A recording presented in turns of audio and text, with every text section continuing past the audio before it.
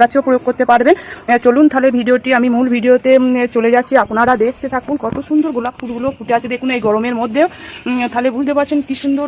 এইরকম বাগান যদি পেতে চান তাহলে আমার এই টিপসটা আপনারা ফলো করে গাছে প্রয়োগ করুন।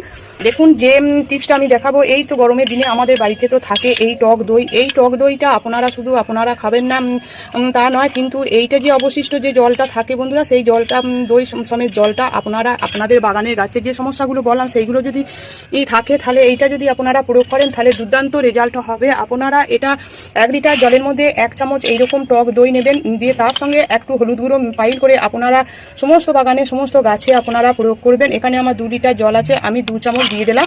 এই টক দইয়ের দুর্দান্ত উপকার, আমাদের শরীরের যেমন উপকার হয় তেমনি গাছের প্রতি উপকার। অবশ্যই এই জিনিসটা আপনারা প্রয়োগ করবেন। তারপর দেখুন বন্ধুরা, এইখানে যে আমাদের রান্না যে ব্যবহৃত হলুদ, আমি এইটা গাছের জন্য কিনে রেখে দিয়েছি, আপনারা এটা করতে পারেন। এর মধ্যে 1 চামচ আমি দিয়ে দিলাম। তারপর দেখুন বন্ধুরা, এইখানে আছে জবা গাছ আছে, দেখুন এখানে গোলাপ গাছ আছে। এই গাছে আমি দিয়ে দেবো। তার আগে গাছের গোড়ার মাটি আমি এইভাবে খুঁড়ে নিচ্ছি। অবশ্যই যখন আপনারা এই লিকুইডটা প্রয়োগ করবেন, গাছের গোড়ার মাটি যদি শক্ত হয়ে যায় তাহলে অবশ্যই একটু হালকা করে খুঁড়ে নিয়ে এই খাবারটা দেবেন। তাতে গাছ সরাসরি খাবারটা গ্রহণ করবে, শিকড় পর্যন্ত চলে যাবে। আর তাছাড়া এই যে মাটি তো আমরা কি করি, প্রতিদিন জল দিচ্ছি, তার ফলে কি হচ্ছে, গাছের মাটি শক্ত হয়ে যাচ্ছে, তার ভেতরে হাওয়া বাতাসটা ঢুকতে পারছে না। হাওয়া বাতাস যদি না ঢুকতে পারে বন্ধুরা, তাহলে গাছের ঠিক বৃদ্ধিও হবে না, গাছের পাতা হলুদ হয়ে যাবে। অবশ্যই এটা আপনারা প্রতি সপ্তাহে একবার করে গাছের গোড়ার মাটি এইভাবে খুঁড়ে দেবেন।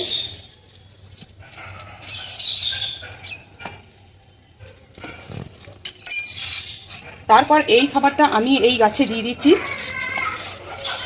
এই খাবারটা আপনারা গাছে পাতাতেও স্প্রে করতে পারেন।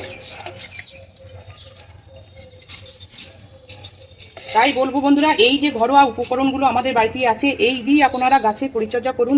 গাছের যে সমস্ত সমস্যা হচ্ছে সেই সমস্ত সমস্যাটা দূর হয়ে যাবে। কারণ এই লিকুইডটা আমি বলিয়ে দিলাম, গাছে ফুল না এলে, ফুল ঝরে গেলে, গাছের ফলে বৃদ্ধি না হলে এইগুলো সমস্যা থেকে দূর করবে। অবশ্যই আপনারা এটা প্রয়োগ করবেন।